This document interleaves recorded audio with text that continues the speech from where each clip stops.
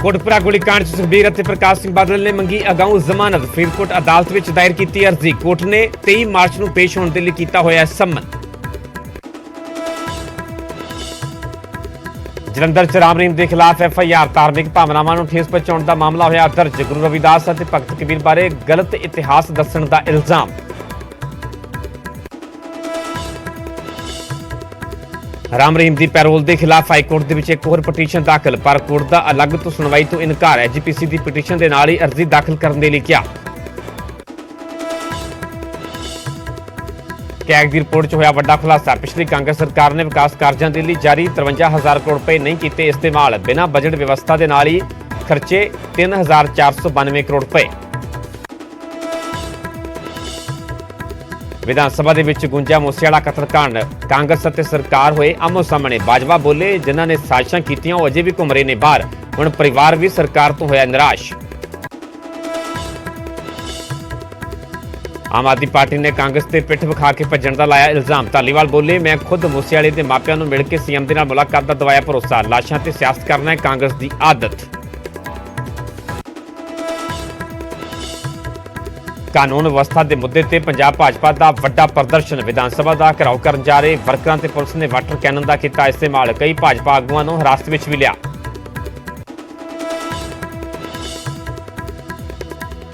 राष्ट्रपति द्रौपदी मुर्मू हरमंदर साहिब होए नतमस्तक। SGPC ने किया सन्मान। जलियांवाले बाग दे विच भी शहीदां नूं किया नमन।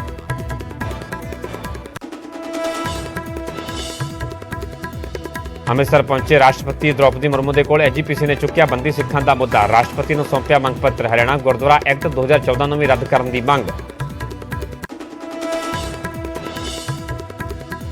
जथेदार के पार्लीमेंट के टुकड़े वाले बयान से छिड़िया सियासी घमसान। BJP ने कौम का इतिहास पढ़ने की दी सलाह। आप बोली एक सियासी पार्टी की भाषा बोलते हैं जथेदार, तो कांग्रेस ने कहा अपन जिम्मेवारियां निभाउण जथेदार। जथेदार की अकाली दल को दी नसीहत BJP को इतराज। क्या तुसीं सिर्फ अकाली दल नहीं, तुसीं सिर्फ अकाली दल नहीं पूरी कौम दे हो जथेदार। नाल ही पुछया बादल परिवार तो इलावा होर कौन कौन है सरमाएदार। अमृतसर च नौजवानों नशा वेचण वालियां दा विरोध करना पिया महंगा। 3-4 नशेड़ियां ने तेजतर हथियारां दे नाल कीता हमला। CCTV दे विच कैद होईयां तस्वीरां।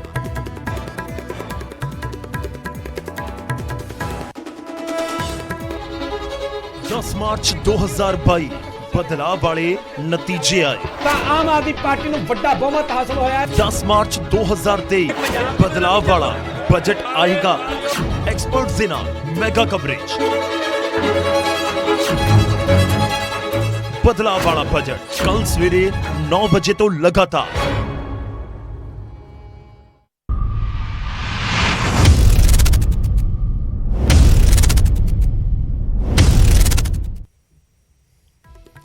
सत श्री अकाल, तुसीं वेख रहे हो न्यूज़ 18 पंजाब हरियाणा। मैं परमिंदर सिंह तेजा सारे दर्शकों का बुलेटिन स्वागत है। शुरुआत करांगे कोटपुरा गोलीकांड दे नाल जुड़ी हुई वड्डी खबर तो। सुखबीर सिंह बादल ते प्रकाश सिंह बादल दे वल्लों अगाऊ जमानत की मंग की गई है। फरीदकोट अदालत में अर्जी लगाई गई है। कोटपुरा गोलीकांड मामले दे विच अगाऊ जमानत मंगी गई है।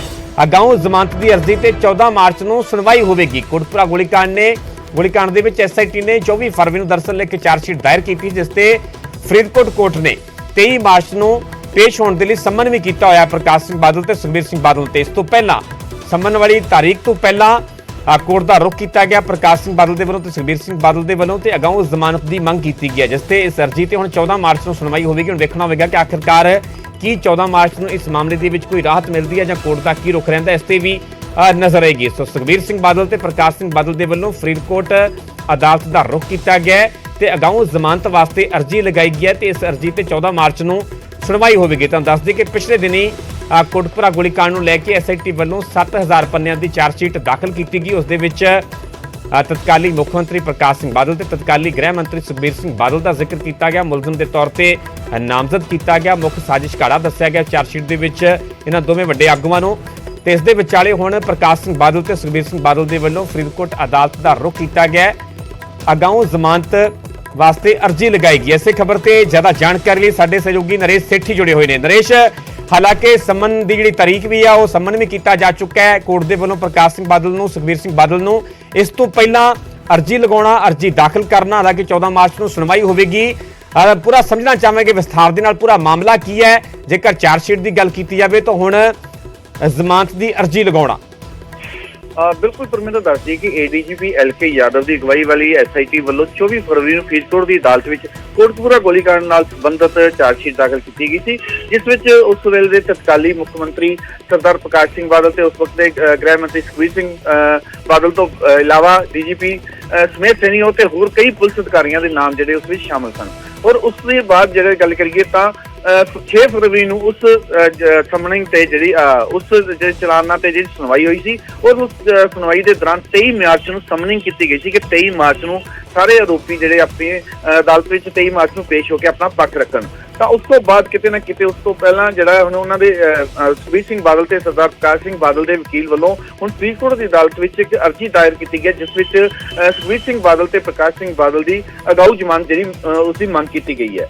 ਤਾਂ ਉਸ ਤੇ ਹੁਣ ਜਿਹੜੀ ਹੈ ਹੁਣ ਅਗਲੀ ਜਿਹੜੀ ਸੁਣਵਾਈ ਹੈ ਹੁਣ 14 ਮਾਰਚ ਨੂੰ ਫਰੀਦਕੋਟ ਦੀ ਅਦਾਲਤ ਵਿੱਚ ਹੋਵੇਗੀ, ਔਰ ਉਸ ਸੁਣਵਾਈ ਦੇ ਦੌਰਾਨ ਦੋਵਾਂ ਪੱਖਾਂ ਦੇ ਜਿਹੜੇ ਤਰਕ ਸੁਣੇ ਜਾਣਗੇ। ਉਸ ਤਰਕ ਸੁਣਨ ਤੋਂ ਬਾਅਦ ਅਦਾਲਤ ਤੈਅ ਕਰੇਗੀ ਕਿ ਇਹਨਾਂ ਦੋਵਾਂ ਮੁਲਜ਼ਮਾਂ ਨੂੰ ਉਸ ਜਿਹੜੇ ਕੋਟਕਪੂਰਾ ਗੋਲੀकांड ਵਿੱਚ ਜਿਹੜੇ ਸ਼ਾਮਲ ਸਨ ਤਾਂ ਉਹਨਾਂ ਮੁਲਜ਼ਮਾਂ ਨੂੰ ਜ਼ਮਾਨਤ ਮਿਲਦੀ ਹੈ, ਅਗਾਊ ਜ਼ਮਾਨਤ ਮਿਲਦੀ ਹੈ ਜਾਂ ਨਹੀਂ, ਇਹ 14 ਫਰਵਰੀ ਨੂੰ ਜਿਹੜੇ ਉਸ ਤੋਂ ਸੁਣਵਾਈ ਤੋਂ ਬਾਅਦ ਹੀ ਤੈਅ ਹੋ ਸਕੇਗਾ। ਔਰ ਦੱਸਦੀ ਕਿ ਇੱਕ ਹੱਕ ਹੈ ਕਿ ਇਹਨਾਂ ਨੂੰ ਜਿਹੜਾ ਅਗਾਊ ਜ਼ਮਾਨਤ ਇਸ ਅਦਾਲਤ ਵੱਲੋਂ ਅਗਰ ਨਹੀਂ ਮਿਲਦੀ ਜਾਂ ਉਹਨਾਂ ਦੀ ਅਰਜ਼ੀ ਰੱਦ ਹੁੰਦੀ ਹੈ ਤਾਂ ਕਿਤੇ ਨਾ ਕਿਤੇ ਉਹਨਾਂ ਨੂੰ ਜਿਹੜਾ ਹਾਈ ਕੋਰਟ ਦਾ ਰੁਖ ਕਰਨਾ ਵੀ ਪੈ ਸਕਦਾ ਹੈ। ਜੀ ਅਨਵੇਸ਼, ਜੇਕਰ ਚਾਰਜਸ਼ੀਟ ਦਾ ਜ਼ਿਕਰ ਕੀਤਾ ਜਾਵੇ ਜਿਹੜੀ ਕਿ 7000 ਪੰਨਿਆਂ ਦੀ ਦਾਖਲ ਕੀਤੀ ਗਈ, ਉਸ ਦੇ ਵਿੱਚ ਪ੍ਰਕਾਸ਼ ਸਿੰਘ ਬਾਦਲ ਤੇ ਸੁਖਬੀਰ ਸਿੰਘ ਬਾਦਲ ਦੇ ਖਿਲਾਫ ਕਿਹੜੀਆਂ ਧਾਰਾਵਾਂ ਦਾ ਜ਼ਿਕਰ ਹੈ ਜਿਹੜਾ ਕਿ ਮੁਲਜ਼ਮ ਦੇ ਤੌਰ ਤੇ ਨਾਮਜ਼ਦ ਕੀਤਾ ਗਿਆ ਤੇ ਕੀ ਭੂਮਿਕਾ ਕੀ ਦੱਸੀ ਗਈ ਹੈ ਪੂਰੇ ਮਾਮਲੇ ਦੇ ਵਿੱਚ?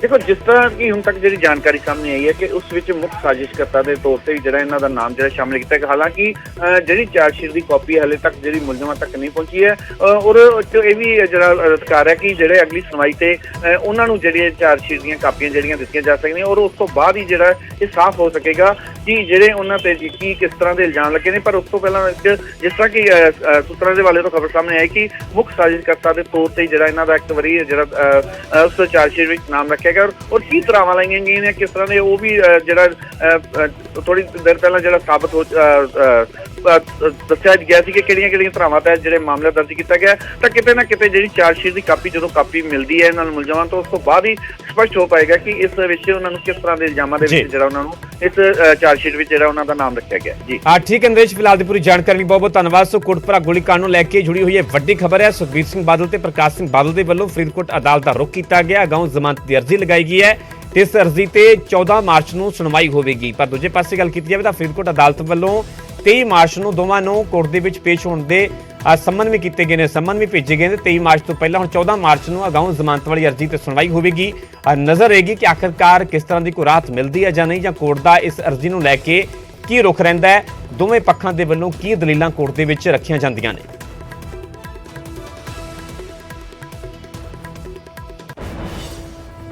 ਅਗਲੀ ਵੱਡੀ ਖਬਰ ਰਾਮ ਰਹੀਮ ਦੇ ਨਾਲ ਜੁੜੀ ਹੋਈ ਹੈ। ਰਾਮ ਰਹੀਮ ਦੀ ਮੁਸ਼ਕਲ ਹੋਰ ਵੱਧ ਸਕਦੀ ਹੈ। ਰਾਮ ਰਹੀਮ ਦੇ ਖਿਲਾਫ ਜਲੰਧਰ ਦੇ ਵਿੱਚ FIR ਦਰਜ ਕਰ ਲਈ ਗਈ ਹੈ। ਜਲੰਧਰ ਦੇ ਪਾਤਣਾ ਥਾਣੇ ਦੇ ਵਿੱਚ ਇਹ ਮਾਮਲਾ ਦਰਜ ਕੀਤਾ ਗਿਆ। ਧਾਰਮਿਕ ਭਾਵਨਾਵਾਂ ਨੂੰ ਠੇਸ ਪਹੁੰਚਾਉਣ ਦੇ ਇਲਜ਼ਾਮ ਲੱਗੇ ਨੇ। ਇਤਿਹਾਸ ਨੂੰ ਗਲਤ ਢੰਗ ਦੇ ਨਾਲ ਪੇਸ਼ ਕਰਨ ਦੇ ਇਲਜ਼ਾਮ ਨੇ। ਗੁਰੂ ਰਵਿਦਾਸ ਅਤੇ ਭਗਤ ਕਬੀਰ ਬਾਰੇ ਗਲਤ ਇਤਿਹਾਸ ਦੱਸਣ ਦੇ ਇਲਜ਼ਾਮ ਨੇ। ਇਸੇ ਮਾਮਲੇ ਦੇ ਵਿੱਚ ਸ਼ਿਕਾਇਤ ਦਰਜ ਕਰਵਾਈ ਗਈ ਭਾਈਚਾਰੇ ਦੇ ਵੱਲੋਂ। ਉਸ ਤੋਂ ਬਾਅਦ ਚ ਰਾਮ ਰਹੀਮ ਦੇ ਖਿਲਾਫ ਮਾਮਲਾ ਦਰਜ ਹੋ ਚੁੱਕਾ ਹੈ, ਸ਼ਿਕਾਇਤ ਦਰਜ ਹੋ ਚੁੱਕੀ ਹੈ।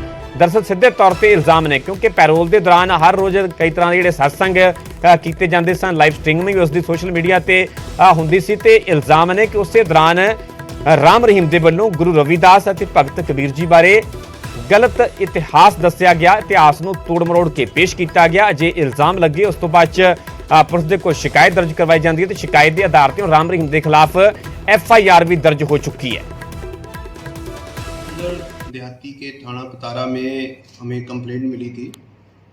जो कंप्लेंट थी श्री गुरु रविदास टाइगर फोर्स की ओर से, जो उसके प्रधान हैं उन्होंने कंप्लेंट दी थी।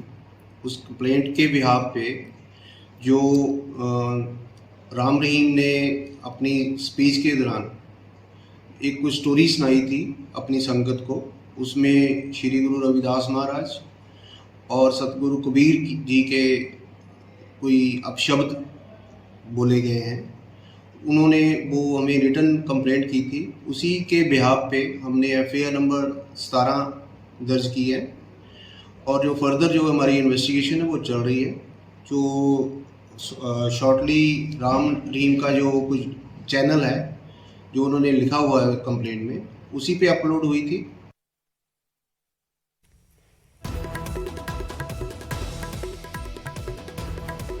इस खबर से ज्यादा जानकारी लिए साडे सहयोगी सुरिंदर कंबोज जुड़े हुए हैं। सुरिंदर, मामला दर्ज हो चुका है राम रहीम के खिलाफ, हम ये भी जानना चाहांगे कि आखिरकार इस तो अगे की प्रक्रिया रह सकती है, की कार्रवाई पुलिस के वलों की जा सकती है। मन्निया जाए कि इस FIR ਨੂੰ ਲੈ ਕੇ ना इल्जामां ਨੂੰ ਲੈ ਕੇ राम रहीम ਦੀਆਂ ਮੁਸ਼ਕਲਾਂ ਹੋਰ ਵੱਧ ਸਕਦੀਆਂ ਨੇ। ਬਿਲਕੁਲ ਪਰਮਿੰਦਰ, ਜਿੱਦਾਂ ਕਿ SPD ਜਿਹੜੇ ਹੈਗੇ ਨੇ ਜਲੰਧਰ ਦੇਹਾਤ ਦੇ ਜਿਹੜੇ SPD ਹੈਗੇ ਨੇ ਸਰਜੀਤ ਸਿੰਘ ਬਾਈਆ, ਉਹਨਾਂ ਨਾਲ ਗੱਲਬਾਤ ਕੀਤੀ ਸੀ ਤਾਂ ਉਹਨਾਂ ਨੇ ਇਹ ਵੀ ਸਾਫ਼ ਕਰ ਦਿੱਤਾ ਹੈ ਕਿ ਸਾਈਬਰ ਸੈੱਲ ਜਿਹੜਾ ਹੈਗਾ ਉਹ ਇਸ ਪੂਰੇ ਮਾਮਲੇ ਦੇ ਉੱਤੇ ਨਿਗਾਹ ਬਣਾ ਕੇ ਰੱਖਿਆ ਹੋਇਆ, ਔਰ ਨਾਲ ਦੀ ਨਾਲ ਹੀ ਜਿਹੜੀ FIR 17 ਨੰਬਰ ਲਾਂਚ ਕੀਤੀ ਹੈ 295 ਇਹਦੇ ਤਹਿਤ ਰਾਮ ਰਹੀਮ ਤੇ ਮਾਮਲਾ ਵੀ ਦਰਜ ਕਰ ਲਿਆ ਹੈ।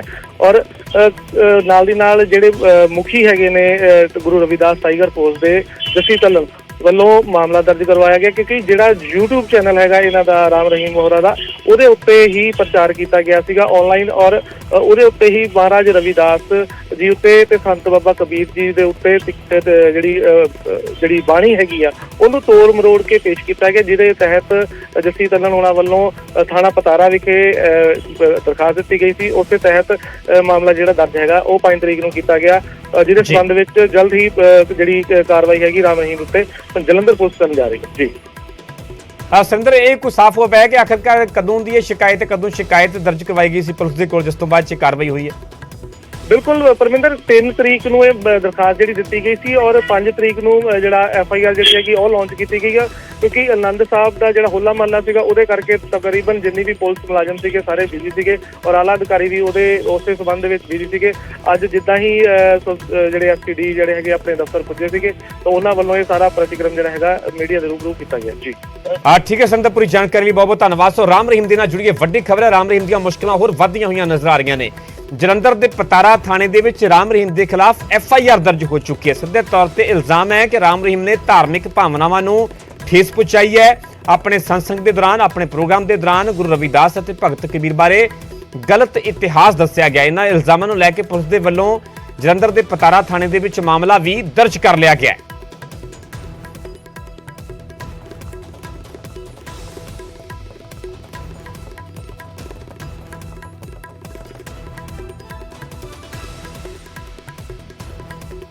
उधर राम रहीम की पैरोल के खिलाफ हाईकोर्ट के एक और पटीशन दाखिल की गई है। एडवोकेट नवकिरण सिंह के वालों पटीशन दाखिल की गई। हाईकोर्ट ने हालांकि अलग तो सुनवाई करने तो इनकार किया है।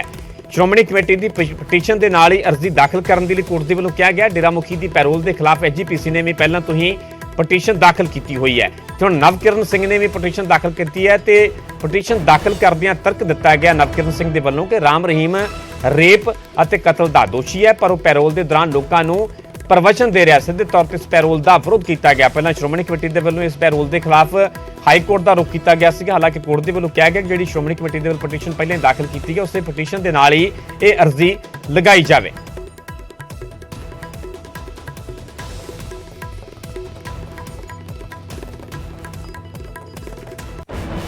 अगे बढ़ांगे तो गल करांगे अमृतपाल की। अमृतपाल नूं लैके विरोधियों ने सवाल चुके ने। अमृतपाल ते कार्रवाई ना करने नूं लैके सवाल चुके जा रहे हैं। अमृतपाल के समर्थकों के गन लाइसेंस रद्द किए जाण। पंजाब कांग्रेस के प्रधान राजा वड़िंग के वालों ये मंग की गई। उन्होंने कहना कि जे कोई खतरा है तो सरकार तो सिक्योरिटी लो। पाबंदी के बावजूद हथियारों का प्रदर्शन करना गलत है। यह भी मंग की गई है कि पाबंदी के बावजूद हथियारों का प्रदर्शन करना गलत है, इस करके कार्रवाई की जाए। गुरु घरां दे विच हथियार ले जाण ते भी उन्हां दे वल्लों सवाल चुके गए ने। सवाल किया गया कि की तुसीं गुरुद्वारियां दे विच भी खुद नूं असुरक्षित महसूस करदे हो। भाजपा ने अमृतपाल नूं गुरुआं दा इतिहास पढ़न की नसीहत दी है। पंजाब नूं तोड़न वाला पंजाब दा वारिस नहीं हो सकता। बीजेपी ने सीधा निशाना साधिया है कि पंजाब नूं तोड़न वाला पंजाब दा वारिस नहीं हो सकता। हर पंजाबी पंजाब दा वारिस है। बीजेपी का कहना है कि हर पंजाबी पंजाब दा वारिस है। अमृतपाल पंजाब के इतिहास के नाल खेडना चाहता है। सीधे तौर पर इल्जाम लगाए ने। वड्डा हमला बोलिया गया बीजेपी वालों कि अमृतपाल पंजाब के इतिहास के नाल खेडना चाहता है।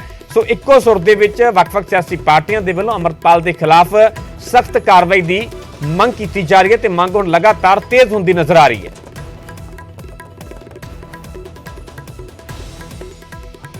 लाइसेंस रद्द किए जान लगे 500% लाइसेंस रद्द होने चाहिए। कोई भी व्यक्ति है वो शरेआम, अगर राजा वड़िंग भी आपदे हथियारी लाइसेंस ला के मेरे को होणगे 2 वैपन मैं उन्होंने लैके ओरा शरेआम निरीक्षण करा इधर उधर, मैनू कोई किसी चीज का खतरा है कि हाँ जे थोनू सिक्योरिटी थ्रेट्स हैगे ने ਉਹ ਸਾਨੂੰ ਕਹਿੰਦੇ ਸਿਕਿਉਰਿਟੀ ਤੁਸੀਂ ਸਰਕਾਰ ਨੂੰ ਅਪੀਲ ਕਰੋ ਗਵਰਨਮੈਂਟ ਸਿਕਿਉਰਿਟੀ ਪ੍ਰੋਵਾਈਡ ਕਰੋ। ਜੇ ਤੁਸੀਂ ਕਹਿੰਦੇ ਹੋ ਮੈਨੂੰ ਕਿਸੇ ਪ੍ਰਕਾਰ ਦਾ ਥ੍ਰੈਟ ਹੀ ਨਹੀਂ ਹੈ ਫਿਰ why you need a security. ਮੇਰੇ ਕਹਿਣ ਦਾ ਮਤਲਬ ਇਹ ਹੈ ਭਾਈ ਕਿ ਸਰਕਾਰ ਨੇ ਮਨਾਹੀ ਕੀਤੀ ਵੀ ਹੈ ਹਥਿਆਰਾਂ ਦਾ ਪ੍ਰਦਰਸ਼ਨ ਕਰਨ, ਔਰ ਗੁਰਦੁਆਰਿਆਂ 'ਚ ਮੰਦਿਰਾਂ 'ਚ ਮਸਜਿਦਾਂ 'ਚ ਸਾਨੂੰ ਹਥਿਆਰ ਲੈ ਕੇ ਜਾਣ ਦੀ। ਹੁਣ ਪਿੱਛੇ ਜੇ ਵੀ ਗੁਰਦੁਆਰਾ ਸਾਹਿਬ 'ਚ ਕਈ ਵਿਅਕਤੀ ਗਏ ਸਨ ਤੇ ਸ਼ਰੇਆਮ ਤੁਸੀਂ ਹਥਿਆਰਾਂ ਦੇ ਨਾਲ ਜੇ ਉੱਥੇ ਹੋਰ ਕਿਸੇ ਉਸ ਗੁਰੂ ਦੇ ਘਰੇ ਵੀ ਤੁਸੀਂ ਆਪਦੇ ਆਪ ਨੂੰ ਖਤਰਾ ਮਹਿਸੂਸ ਕਰਦੇ ਹੋ, ਇਦੋਂ ਮਾੜੀ ਗੱਲ ਕਿਹੜੀ ਹੋ ਸਕਦੀ ਹੈ? ਉੱਥੇ ਤਾਂ ਵੈਪਨ ਦੇ ਨਾਲ, ਉੱਥੇ ਤਾਂ ਵੈਪਨ ਦੇ ਨਾਲ ਮੇਰਾ ਖਿਆਲ ਮੁੱਖ ਮੰਤਰੀ ਦੇ ਨਾਲ ਤੇ ਕਿਸੇ ਲੀਡਰ ਨਾਲ ਵੀ ਕੋਈ ਵਿਅਕਤੀ ਨਹੀਂ ਜਾਂਦਾ ਹੋਣਾ। ਕੋਈ ਬੰਦਾ ਬਾਹਰੋਂ ਆ ਕੇ ਸਾਰੇ ਪੰਜਾਬ ਨੂੰ ਵਕਤ ਪਾਉਣ ਦੀ ਕੋਸ਼ਿਸ਼ ਕਰੀ ਜਾਂਦਾ ਹੈ, ਇਹ ਉਹਦੀ ਬਹਾਦਰੀ ਨਹੀਂ ਹੈ ਸਾਹਿਬ। ਦੁਨੀਆ ਮੰਨਦੀ ਜ਼ੋਰਾਂ ਨੂੰ, ਲੱਖ ਲਾਨਤ ਕਮਜ਼ੋਰਾਂ ਨੂੰ। ਸਾਡੇ ਪੰਜਾਬ ਦੀ ਫਿਤਰਤ ਹੈ ਸਾਹਿਬ, ਤਕੜਾ ਬੰਦਾ ਉੱਠਦਾ ਮਗਰ ਤੁਰ ਪੈਂਦੇ ਆ, ਚਲ ਜੀ ਮੈਂ ਤਕੜਾ ਬੰਦਾ ਹੈ, ਇਹ ਨਹੀਂ ਪਤਾ ਵੀ ਕਿਹੜੇ ਪਾਸੇ ਲੈ ਕੇ ਚੱਲੇ ਆ, ਕਿਹੜੇ ਖੂਚੇ ਜਾ ਕੇ ਸਿੱਟੂਗਾ। ਤੁਰ ਪਏ ਕਿਉਂ? ਉਹ ਤਕੜੇ ਨਹੀਂ, ਸਾਹਮਣੇ ਵਾਲੇ ਕਮਜ਼ੋਰ ਹੈ ਸਾਡੇ। ਇਹ ਗੋਡੀਆਂ ਪੰਜਾਬ ਪੁਲਿਸ ਨੇ ਨਹੀਂ ਟੇਕੀਆਂ ਅਜਨਾਲੇ ਦੇ ਅੰਦਰ, ਆ ਗੋਡੇ ਪੰਜਾਬ ਪੁਲਿਸ ਨੇ ਨਹੀਂ ਟੇਕੇ, ਆ ਗੋਡੇ ਟੇਕੇ ਭਗਵੰਤ ਮਾਨ ਜੀ ਦੀ ਸਰਕਾਰ ਦੇ, ਇਹਨਾਂ ਦੇ ਗੋਡੇ ਟੇਕੇ ਸਨ। ਇਹ ਗੋਡੇ ਇਹਨਾਂ ਨੇ ਟੇਕ ਕੇ ਬਦਨਾਮ ਕਰਾਤਾ ਪੰਜਾਬ ਪੁਲਿਸ ਨੂੰ ਬਦਨਾਮ ਕਰਾਤਾ। इतना गहरे रिश्ते नो ये अमृतपाल तोड़ पाएगा क्या है अमृतपाल? ये अपने आप को पंजाब का वारिस कहता है और पंजाब नू तोड़न वाला क्या पंजाब का वारिस हो सकता है? नहीं। क्या पंजाब के अंदर बखवादियां गल्लां करन वाला पंजाब का वारिस हो सकता है? नहीं। पंजाब नू अग दे अंदर चौकन वाला पंजाब का वारिस कभी नहीं हो सकता। ਅਸੀਂ ਪੰਜਾਬ ਦੇ ਵਾਰਿਸ ਹਾਂ, ਤੁਸੀਂ ਪੰਜਾਬ ਦੇ ਵਾਰਿਸ ਹੋ, ਹਰ ਪੰਜਾਬੀ ਪੰਜਾਬ ਦਾ ਵਾਰਿਸ ਹੈ। ਗੁਰੂ ਪੁੱਤਰਾਂ ਦੇ ਪ੍ਰਤੀ ਨਤਮਸਤਕ ਹੋਣ ਵਾਲੇ ਪੰਜਾਬ ਦੇ ਵਾਰਿਸ ਹੈ। ਭਾਰਤ ਮਾਤਾ ਕੀ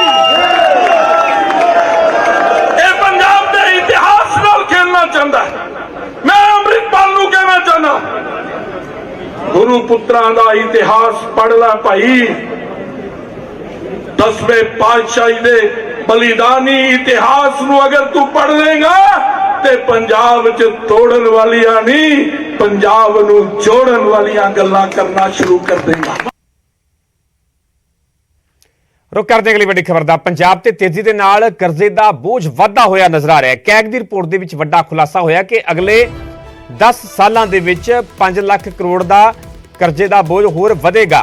2032 तक 5,14,697 तक ਜਿਹੜਾ ਕਰਜ਼ਾ ਉਹ ਪੰਜਾਬ ਦੇ ਵਿੱਚ ਪਹੁੰਚ ਜਾਵੇਗਾ। 31 ਮਾਰਚ 2022 ਤੱਕ ਪੰਜਾਬ ਤੇ 2,61,281 ਕਰੋੜ ਰੁਪਏ ਦਾ ਕਰਜ਼ਾ ਸੀਗਾ। ਪਿਛਲੀ ਸਰਕਾਰ ਦੇ ਦੌਰਾਨ 66,000 ਕਰੋੜ ਰੁਪਏ ਦੇ ਕਰਜ਼ੇ ਦਾ ਜਿਹੜਾ ਵਾਧਾ ਹੋਇਆ ਹੈ। ਪਿਛਲੀ ਸਰਕਾਰ ਨੂੰ ਲੈ ਕੇ ਸਵਾਲ ਖੜੇ ਨੇ ਕਿ ਪਿਛਲੀ ਸਰਕਾਰ ਦੇ ਵਿੱਚ ਵੀ ਸੂਬੇ ਦੇ ਵਿੱਚ ਕਰਜ਼ੇ ਦਾ ਬੋਝ ਵਧਿਆ ਤੇ ਕੈਗ ਦੀ ਰਿਪੋਰਟ ਦੇ ਵਿੱਚ ਇਹ ਵੀ ਵੱਡਾ ਖੁਲਾਸਾ ਹੋਇਆ ਕਿ ਅਗਲੇ 10 ਸਾਲਾਂ ਦੇ ਵਿੱਚ 5 ਲੱਖ ਕਰੋੜ ਤੋਂ ਕਰਜ਼ਾ सूबे ते वध जाएगा। 2032 तक 5,14,697 तक कर्जा पहुंच जाएगा। 31 मार्च 2022 तक पंजाब ते 2,61,281 करोड़ का कर्जा सीगा ते पिछली सरकार दौरान 66,000 करोड़ का कर्जा वधिया। कर्जे का बोझ पिछली सरकार के दौरान होर ज्यादा वधिया।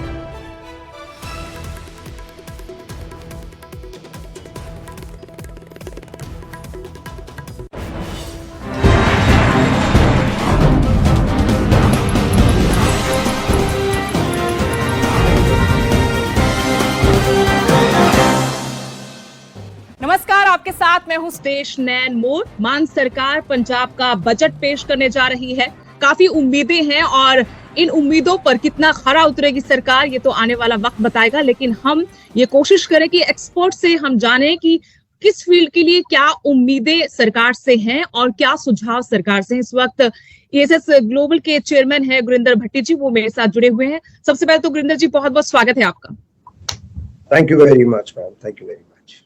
तो मान सरकार बजट पेश करने जा रही है, आपकी क्या एक्सपेक्टेशंस हैं, क्या उम्मीदें हैं इस बजट से? बजट से उम्मीद जो है that is related to the youth के लिए इस बजट में जरूर कुछ होना चाहिए, बिकॉज इसी गवर्नमेंट ने जब से गवर्नमेंट आई है, it's been over a 1 year that हमें ये चीज देखने को सुनने को महसूस की है कि that is the government has taken some initiative कि भी हमारी जो यूथ पंजाब से कनाडा, ऑस्ट्रेलिया, यूके जा रही है, कि जो कह रही है यहाँ पे अपॉर्चुनिटीज कम है, अपॉर्चुनिटीज के लिए बाहर जा रही है एंड एजुकेशन के लिए जा रही है, तो बजट में कुछ ना कुछ एजुकेशन को लेकर के, यूथ को लेकर के डेफिनेटली होना चाहिए। एंड वहां पर ये बजट यूथ को लेकर के मेरा ख्याल ज्यादा फोकस होना चाहिए। हमारी स्टेट में, पंजाब में ITI, ये it's one of the state जिसमें ITI का बहुत बड़ा इंफ्रास्ट्रक्चर है, लेकिन हमें कोई भी टेक्नोलॉजीज ऐसी नहीं है कि स्टूडेंट्स जो है यहाँ से पढ़ करके यहाँ पर ही उनको अच्छी अपॉर्चुनिटी मिल जाए। मैं एग्जांपल देता हूँ इन्वेस्ट पंजाब की। इन्वेस्ट पंजाब में we all have seen there are lot of companies who give the promise to the state of Punjab that we will be investing in, and if I see the practical problem in the future, like I am an entrepreneur, so I have set up something in Punjab, right? I've invested $1 million there. So now what my first requirement will be, that is team, a competent people. If I will not have the competent people from Punjab itself, then what I will do is either I will bring that from the another states or my business will struggle. So there is a gap. Right now, the education system को सुधारने की बात हो रही है, education system buildings के ऊपर काम हो रहा है कि जी कैमरास लगाए जाएंगे, infrastructure is one. But what we need is that we need a competent professor, teacher who can actually add value in the youth's life, and the youth also see that, you know, after studying of this, what kind of jobs I'll be getting it, and the vice versa, the company should see it that, you know, what kind of people they will be getting it from the Punjab, and that will change the image of the Punjab youth globally. लेकिन क्या higher education को लेकर या technical education को लेकर budget भी बढ़ाना चाहिए? यूथ ने ही इसको आगे लेके जाना है. So this technical and international education, here what we are talking about 100%. छोटा मोटा इंक्रीज नहीं होना चाहिए, सिग्निफिकेंट इंक्रीज होना चाहिए in the budget for the technical and the skill education. जो स्मार्ट स्कूल्स का एक मॉडल लेकर चल रही सरकार की, स्मार्ट स्कूल्स पे फोकस है ज्यादा, और सिर्फ बिल्डिंग स्मार्ट बना देने से, क्लासरूम स्मार्ट बना देने से आपको लगता है कि वो गोल हम अचीव कर पाएंगे? वो एक शोकेस करने के लिए अच्छा है कि स्मार्ट स्कूल बना देंगे, कैमरास लग जाएंगे एंड उससे, लेकिन all we need to do is the curriculum has to be great. देखिए, मैं यहाँ पे एग्जांपल देना चाहूंगा. एक ही स्कूल होता है जहां पर दो बंदों ने इकट्ठे एजुकेशन ली होती है, वही प्रोफेसर पढ़ा रहा है. एक इंसान जाकर के 5 लाख रुपए पर हियरिंग का एज अ लॉयर लेता है, दूसरा उसी क्लास से पढ़ा हुआ नोटरी पब्लिक करके बैठा होता है. So what is the difference? The problem is with the competency, the skills of an individual. We can not do, any government and any individual cannot do anything, but if we create a system that is, which is the more focus on the curriculum, that what is going to be the delivery. For example, COVID ने हमें online सिखा दिया that what kind of money the government is investing on the colleges and school. आज सारे colleges Punjab के, मैंने हजारों article पढ़े हैं, वो बोल रहे हैं कि पंजाब के कॉलेजेस खाली होने शुरू हो गए हैं क्योंकि वहां पर एडमिशन नहीं है. So my question is that we blame that only study abroad. लेकिन हम उसका दूसरा एंगल तो देख नहीं रहे. तो दूसरा एंगल है कि हमने अपने एजुकेशन करिकुलम में क्या चेंज करा है. यहाँ से आज अगर कनाडा स्टूडेंट पढ़ने के लिए आ रहा है, 80% डिग्री करने नहीं आ रहे, डिप्लोमा करने आ रहे हैं, टेक्निकल डिप्लोमा, क्योंकि उनको पहले 2 साल पढ़ाई करनी है, साथ ही में आगे जॉब मिल जाएगी. If the same kind of infrastructure which we already have in Punjab कितने ही सालों से, लेकिन हमने उसको कभी भी अपग्रेड नहीं करा. टेक्निकल एजुकेशन को हमें अपग्रेड करने की जरूरत है. बहुत बहुत शुक्रिया अमरिंदर जी, आपने सुझाव दिए, आपने बताया कि क्या उम्मीदें हैं, हमें वक्त दिया. बहुत बहुत शुक्रिया आपका.